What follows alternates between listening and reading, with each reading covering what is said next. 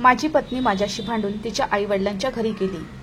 मी स्वतःला शांत करण्यासाठी समुद्राच्या किनाऱ्यावर गेलो। अचानक मला मुलगी किनाऱ्यावर पडलेली दिसली। तिच्या जवळ आल्यावर मला आश्चर्याचा धक्का बसला। मुलगी कपड्यांशिवाय होती, बेशुद्ध पडली होती आणि समुद्राच्या लाटा तिच्या नग्न शरीराला भिजवत होत्या। तिला अशा अवस्थेत पाहणे मला सहन होत नव्हते। तिला माझ्या हातावर उचलताच मी तिला पाण्यातून दूर घेऊन जाऊ लागलो। अचानक थरथरत तिने, मित्रांनो, अशा मनोरंजक कथा ऐकण्यासाठी चॅनलला सबस्क्राईब करा। माझे माझ्या पत्नीवर खूप प्रेम होते। आमच्या लग्नाला फक्त 1 वर्ष झाले होते आणि मी पत्नीच्या नेहमी मागे पुढे जात होतो। ती सतत बडबडायची। तिच्या प्रेमाची नशा माझ्या आत उपस्थित होती। माझ्या बायकोचंही माझ्यावर खूप प्रेम होतं। त्यात एकच दोष होता, आमच्यात भांडण झालं की ती थेट आई वडिलांच्या घरी जायची। यासाठी मी तिला अनेकदा अडवले होते। मी तिला अनेकदा सांगितले होते की भांडण झाले तर घरी राहून शांतता करावी, आई वडिलांच्या घरी परत का जातेस? पण कोणत्याही मुद्द्यावरून भांडण झालं की ती पटकन रागावायची आणि मला सोडून जायची। तिच्या या कृतीने मला खूप वाईट वाटले। मला तिची सवय अजिबात आवडली नाही। ती दर 2 महिन्यांनी आई वडिलांच्या घरी जायची। मी तिच्याशी भांडण न करण्याचा प्रयत्न करायचो। परिसरातील लोक नेहमी आम्हाला मान देत असत। तिला कोणत्याही मुद्द्यावर राग येतो आणि मग ती इतकी चिडते की मी निघते आहे असे म्हणते। लगेच तिच्या वस्तू गोळा करून निघून जाते। आज ऑफिसमधून थकून घरी आलो। आज ऑफिसमधून यायला उशीर झाला। घरी आल्यावर मी माझी बायको गर्विष्ठ चेहऱ्याने बसलेली दिसली आणि विचारले की तू रोज उशिरा का येतोस? मला काळजी वाटते, एवढा वेळ कुठे लागतो? ती जे बोलली त्याचा मला खूप राग आला। मी म्हणालो की तू रोज यावर का भांडतेस? कामाचा ताण किती आहे तुला माहित आहे का? मी ऑफिसमध्ये काही मुलींसोबत हँग आउट करत नाही। ती म्हणाली, तू हिंडलास तरी मला कसं कळणार? पुन्हा भांडण झाले। मग रागाच्या भरात ती सामान बांधू लागली आणि मी म्हणालो की तू पुन्हा तुझ्या माहेरच्या घरी जायचा विचार का करत आहेस? जेव्हा जेव्हा भांडण होते तेव्हा तू तुझ्या माहेरच्या घरी का जातेस? गेल्या 1 वर्षापासून मी हे सहन करत आहे। आई वडिलांच्या घरी जाऊन काही फायदा होतो का? तू आज कुठेही जाणार नाहीस, तू घरीच राहशील। ती पण नाराज झाली आणि म्हणाली की मी जाईन, मला तुझ्यासोबत क्षणभरही राहायचे नाही। तुला माझ्यासाठी वेळ नसतो, तू मला का रडवत आहेस? तिने विचारले आणि निघू लागली। मी तिचा हात धरला आणि म्हणालो, तुला बॉयफ्रेंड आहे का, जो वारंवार बहाण्याने त्याला भेटायला जातेस? मी हे बोलायच्या आधीच तिच्या चेहऱ्यावर क्षणभर भीती आणि घबराट दिसली। तिची चोरी पकडली गेल्यासारखे वाटले, पण पुढच्या क्षणात तिने हुशारीने स्वतःवर नियंत्रण ठेवायला सुरुवात केली। माझ्यावर खोटे आरोप करू नका, मी तुम्हाला आताच सांगितले की तुम्ही माझ्याबद्दल चुकीचे बोलत आहात। तुझ्या चेहऱ्याकडे बघूनही वाटतं की मी खरं बोलतोय। मी जे बोललो ते ऐकून ती रागावली आणि निघून गेली। मी म्हणालो, तुला घटस्फोट देतो, मग तू कायमची निघून जा, आपल्या प्रियकरासह राहा। ती म्हणाली, हो, तुला मला हाकलायचे आहे, मला सर्व कळते। रोज उशिरा घरी येतोस, तुला मला हाकलून दुसऱ्याला घरात आणायचे आहे। ती खूप टोकदारपणे गोष्टी सांगत होती आणि मग ती निघून गेली। आज मला पण राग आला होता। माझा मूड इतका खराब झाला की मी घराला कुलूप लावले आणि प्रथम मित्राकडे जाण्याचा विचार केला। पण माझे सर्व मित्र लग्न झालेले होते, पत्नीसह घरात आनंदी राहत होते। वाटलं मध्येच फिरायला जावं आणि परत यावं। आमचे शहर समुद्राच्या किनाऱ्यावर आहे। मी समुद्र किनाऱ्यावर पोहोचलो होतो।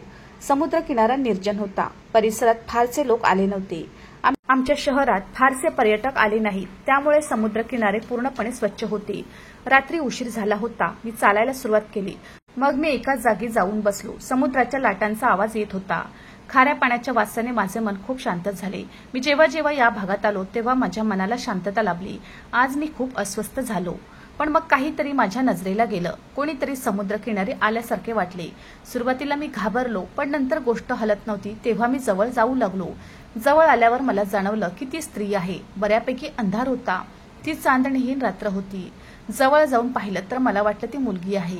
मी मोबाईल घेतला आणि टॉर्च लाईट लावली। माझी नजर तिच्या शरीरावर गेल्यावर माझ्या पायाखालची जमीनच निघून गेली। मुलगी तिथे कपड्यांशिवाय पडून होती। ती समुद्राच्या इतक्या जवळ कपड्यांशिवाय का पडली आहे? आधी मला वाटलं की ती मेली असावी, तिचा मृतदेह इथे तरंगत आला असावा।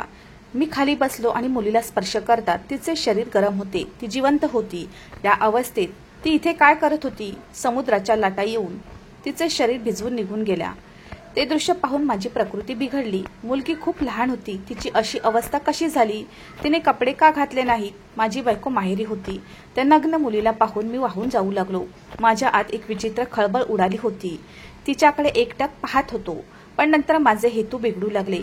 कोणताही दोष न ठेवता माझी पत्नी मला दोष देते. ती स्वतः तिच्या आईवडिलांच्या घरी जाते काय कुणास ठाऊक. मला माझ्या बायकोवर संशय यायला लागला, कारण आजही ती खूप घाबरलेली होती. जेव्हा मी तिच्या प्रियकराचे नाव घेतले, कदाचित लग्नापूर्वी तिचा प्रियकर होता असावा.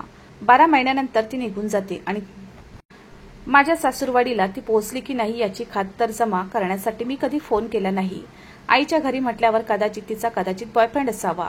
ती माझी फसवणूक करत असताना मी तिच्याशी प्रामाणिक का राहू. मी नुकताच विचार करू लागलो होतो की मी मुलीला उचलले आणि तिला पाण्यातून दूर नेले, नाहीतर पाणी भरले तर ती मरेल. मुलगी बहुधा बेशुद्ध झाली असावी. कोणीतरी अनोळखी व्यक्ती आपल्याला या अवस्थेत पाहत आहे हे तिला कळत नव्हते, नाहीतर तिचे डोळे उघडतील आणि ती लाजेल. मी तिला माझ्या मांडीत उचलून घेऊन जाऊ लागलो. वाटलं थोडं अंतर गेल्यानंतर इथे ठेवतो, पण काहीतरी हालचाल सुरू झाल्यावर मला आश्चर्याचा धक्का बसला. या काळोखात मला खूप भीती वाटत होती. ही मुलगी मानव आहे ना की भूत. मी तिच्याकडे बघितल्याबरोबर मला हसू आले. मुलीचे डोळे उघडले. कदाचित तिचे भान परत आले असावे. तिच्या चेहऱ्यावर भीती स्पष्ट दिसत होती. ती काहीच बोलत नव्हती. तिचे शरीर समुद्राच्या पाण्याने पूर्णपणे ओले झाले होते. तिला अशा अवस्थेत पाहून मला लाज वाटू लागली. मुलगी काय विचार करत असेल ते जाणून घ्यावे असं क्षणभर वाटलं. पोराने काहीतरी चूक करून इथे समुद्रकिनारी तिला फेकून दिलंय, नाहीतर अंगावर कपडे पडले असते. ती इथे कपड्यांशिवाय काय करत आहे. मी तिला जमिनीवरून उचलले होते. ती माझ्याकडे मोठ्या डोळ्यांनी पाहत होती. मी पण तिच्याकडे आश्चर्याने पाहू लागलो. मुलगी अप्सरासारखी सुंदर होती. मी विचार करू लागलो, मी ही संधी सोडू शकत नाही. मला याचा फायदा घ्यायचा आहे. मी माझे दोन्ही हात तिच्या गालावर ठेवले. तिला म्हणालो, तू कोण आहेस? तू खूप सुंदर आहेस. तू समुद्रकिनारी अशी का पडली होती? मी योग्य वेळी आलो नसतो तर तुझा बुडून मृत्यू झाला असता. ती हाताने दिसणारे शरीर झाकण्याचा प्रयत्न करत होती. ती उठून बसली आणि माझ्याकडे वासनायुक्त नजरेने पाहू लागली. जणू काही ती माझ्यावर प्रेम करणार होती. माझ्या लक्षात आले तिच्या डोळ्यात अश्रू होते. माझे हृदय जोरात धडधडत होते. माझ्या लक्षात आले की मुलीची काहीतरी चूक आहे. मी म्हणालो, तुझी इच्छा असेल तर तू माझ्या घरी येऊ शकतेस. आजची रात्र तिथेच राहा. माझे बोलणे ऐकून आधी ती घाबरली, पण नंतर तिने होकार दिला आणि उभी राहण्याचा प्रयत्न करू लागली. मी तिला साथ देऊ लागलो. आता ती शुद्धीवर आली होती. मी तिला स्पर्श करताच माझ्या अंगभर करंट धावू लागला. मला ते अजिबात सहन होत नव्हते. मला स्वप्नातही वाटले नव्हते की मला अशा अवस्थेत मुलगी दिसेल. लगेच माझा श्वास खूप वेगवान झाला. तरुणीलाही नशा येऊ लागली. अचानक त्या अनोळखी मुलीने मला समुद्र किनाऱ्यावर मिठी मारली. माझा श्वास घशात अडकला. एक क्षणही वाया न घालवता मी तिला घट्ट पकडून ठेवले. माझ्या आत्म्याला कसली शांती मिळत होती हेच कळत नाही. मी विचार करू लागलो की मी या मुलीला ओळखत देखील नाही. मग मला असे का वाटत आहे? कदाचित मला पहिल्यांदाच एखाद्या अनोळखी मुलीला स्पर्श झाल्याची भावना आली होती. नव्या लग्नानंतर बायकोसोबतही ही भावना जाणवत होती. मी पण हळूहळू कदाचित तिच्या कृतीमुळे संवाद आमच्यात संपुष्टात येऊ लागला. पण आज मी भुकेल्या सिंहासारखा डोलत होतो आणि शिकार करायला तयार होतो. अचानक मी माझे ओठ तिच्या ओठावर ठेवले आणि तिला किस करू लागलो. ती मुलगीही मला साथ देऊ लागली. तिने डोळे बंद केले आणि तो क्षण जाणवू लागला. माझा हात निसटला आणि तिच्या कमरेला आणि पोटाला स्पर्श केला. तिचे मऊ शरीर वाळूने झाकलेले होते. वाळू झाडण्याच्या बहाण्याने मी तिच्या पूर्ण अंगाला हात लावू लागलो. ती शुद्धीवर आली. इथं उभं राहून हे सगळं बरोबर नाही. मी मुलीला सांगितले, तू माझा हा शर्ट घाल, आपण घरी जाऊ. रात्र झाली आहे, इथे थांबणे योग्य नाही. मी माझा शर्ट काढला आणि तिला घातला. मग मी तिला आपल्या गाडीत बसवले. मी तिच्यापासून नजर रोखू शकत नव्हतो. मनात तिच्या जागृत होऊ लागल्या. माझी पत्नीही तिथे नव्हती. या संधीचा पुरेपूर फायदा घ्यायचा होता. मला माझ्या पत्नीला वेदना द्यायची होती, जी मला नेहमी वेदना देते. त्या मुलीला घेऊन घरी आलो आणि सांगू लागलो, तू चांगले आंघोळ कर. पण ती मुलगी समोर शांतपणे उभी होती, म्हणून मी तिचा हात धरला आणि तिला थेट वॉशरूममध्ये घेऊन गेलो. तिच्या अंगावरून माझा शर्ट काढला आणि शॉवर चालू केला. साबण घेऊन मी तिचे अंग चांगले धुवू लागलो. माझी अवस्था पूर्णपणे बिघडली होती. माझे कपडे ओले झाले होते. मग त्या मुलीने असे काही बोलले की ते ऐकून माझ्या संवेदना बोलू लागल्या. तू पण तुझे कपडे काढ. मुलगी स्वतः तयार होऊन बसली होती. मला या मुलीवर संशय येऊ लागला होता. अशा एका अनोळखी सुंदर मुलीला मी माझ्या घरी आणले होते. मी काही अडचणीत येऊ नये. मुलीकडे काहीच नव्हते. एकही मोबाईल नव्हता ज्याद्वारे ती सर्व काही रेकॉर्ड करून मला ब्लॅकमेल करू शकत होती, किंवा तिच्यासोबत कोणीही नव्हते. ती स्वतः बेशुद्ध पडून होती. कुठेतरी तिच्या मनात चोरी असेल तर तिच्या चेहऱ्याकडे बघून ती चोर आहे असे वाटत नाही. तिच्या चेहऱ्यावर एक निरागस भाव दिसत होता. एक मुलगी स्वतःला मला का सोपवत होती? मला शंका होती, पण तिच्या कृतीने माझ्या भावना भडकायला लागल्या होत्या. माझ्या मनातील शंका दूर झाल्या होत्या. मी तिच्यासोबत जास्त उत्तेजित झालो. रात्रभर तिच्यावर प्रेम करू लागलो. ही रात्र मी कधीच विसरू शकत नाही. माझ्या आयुष्यातील ती सर्वात सुंदर रात्र होती. माझ्याकडून ही चूक झाली हे मला कळले नाही. सकाळी उठलो तेव्हा मुलगी माझ्यासोबत नव्हती. मी घाबरलो होतो. मला वाटले मुलगी चोरी करून पळून गेली असावी. मी घरभर तिचा शोध घेतला. ती घरी कुठेच नव्हती. दरवाजाची कुंडी उघडी असल्याचे पाहिले. कदाचित ती मुलगी उठून निघून गेली असावी. माझे कपाटही उघडे होते. मी खूप घाबरलो. माझ्या कपाटात पैसे आणि माझ्या पत्नीचे दागिने होते. माझ्याकडून किती मोठी चूक झाली आहे. मी पोलिसात गेलो तरी माझ्या पत्नीला मी मुलगी आणल्याचे संपूर्ण सत्य समजेल. माझे हृदय घाबरू लागले. मी कुठेच तोंड दाखवायला राहणार नाही. माझा त्या मुलीवर विश्वास होता. वॉर्डरोबच्या आत पाहिलं तर सगळे कपडे आपापल्या जागी स्थिरावले होते. मी लगेच कपाट उघडले आणि सर्व सामान तपासू लागलो. सर्व सामान सुरक्षित आणि सुरळीत होते. काहीही चोरीला गेले नाही. मग मुलीने कपाट का उघडले असेल? मी खोल विचारात गेलो. पैसे आणि दागिने सर्व सुरक्षित होते. मौल्यवान काहीही घाण नव्हते. मग मला समजले की मुलगी कपड्यांशिवाय होती. कदाचित तिने काही कपडे काढले असतील. मी माझ्या बायकोच्या कपड्यांचा हिशोब ठेवत नाही. कदाचित तिने माझ्या बायकोचे काही कपडे कपाटातून काढले असतील. पण मी पुन्हा तिच्याबद्दल घाबरू लागलो. माझ्या बायकोला ते कपडे कुठेतरी सापडले तर मी काय बोलणार? 10 वाजता मी नाश्ता तयार करून टीव्ही चालू केला आणि टीव्ही बघत बघत नाश्ता करत होतो. तेवढ्यात कोणीतरी दरवाजा ठोठावला. मी खूप घाबरलो. काल रात्री मी खूप मोठी चूक केली. आता मला माझा राग आवरता येत नव्हता. दारात कोण असेल कुणास ठाऊक. मी घाबरून दरवाजाजवळ गेलो आणि दार उघडले आणि समोरचे दृश्य पाहून आश्चर्यचकित झालो. माझी पत्नी तिच्या पालकांच्या घरून परतली होती. मी म्हणालो, तू आईच्या घरी जाते आणि लवकर परत येत नाहीस. आज काय झालं? ती म्हणाली, मला माझी चूक कळली आहे. ती सॉरी म्हणाली आणि आत आली. आत येताच तिने मला मिठी मारली. ती म्हणाली, यापुढे मी तुझ्याशी कधीही भांडणार नाही. माझे तुझ्यावर खूप प्रेम आहे. माझा कोणी प्रियकर नाही. लग्नापूर्वी माझे एका मुलावर प्रेम होते पण आमचे ब्रेकअप झाले. त्यानंतर मी त्याच्याशी कधीच बोलले नाही. काल तुझ्यावर मला संशय आला. मला खूप राग आला. पण आज सकाळी माझ्या मैत्रिणीने मला सांगितले. मिली म्हणू लागली, तुझ्या पतीशी संबंध चांगले ठेव. तिने मला बराच वेळ समजावले आणि म्हणाली की तुझा नवरा चांगला माणूस आहे. तो तुझ्यावर खूप प्रेम करतो. माझ्याकडे बघ, माझा नवरा कसा आहे. तो मला सतत मारतो. मी आत्महत्येचा प्रयत्नही केला. समुद्रात उडी मारून आत्महत्या करण्याचा प्रयत्न केला. पण तू स्वतः भाग्यवान आहेस. तुझ्या पतीसोबतचे संबंध सुधार. मी म्हणालो, वा, तुला खूप चांगली मैत्रीण मिळाली आहे.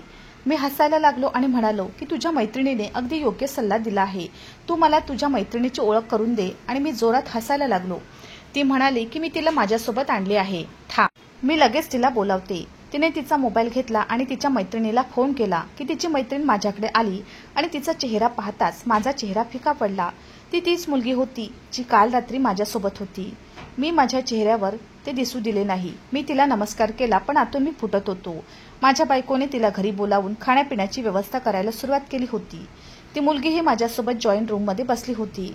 मी म्हणालो, तू इथे का आली आहेस? ती म्हणाली, तुझे लग्न झालेले असूनही माझ्याशी संबंध का ठेवले?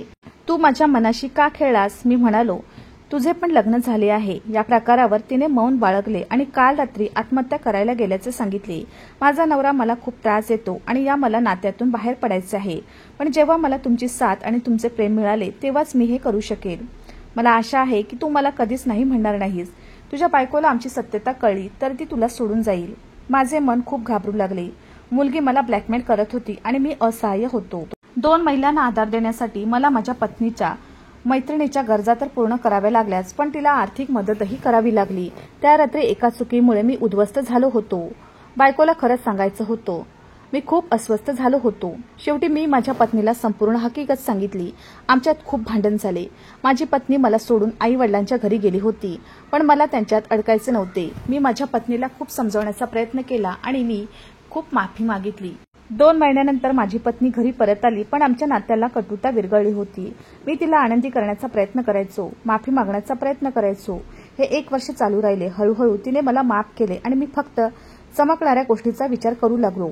एका रात्रीच्या एका चुकीमुळे माझे आयुष्य उद्ध्वस्त होणार होते. मी माझ्या पत्नीला वचन दिले की मी अशी चूक पुन्हा करणार नाही. मित्रांनो, मला आशा आहे की तुम्हाला आमची कथा आवडली असेल. कथा आवडली असेल तर व्हिडिओला लाईक करा. चॅनलवर नवीन असाल तर चॅनलला सबस्क्राईब करा आणि हो, नोटिफिकेशन बटन दाबा जेणेकरून तुम्हाला पुढील अपडेट सर्वात आधी मिळतील.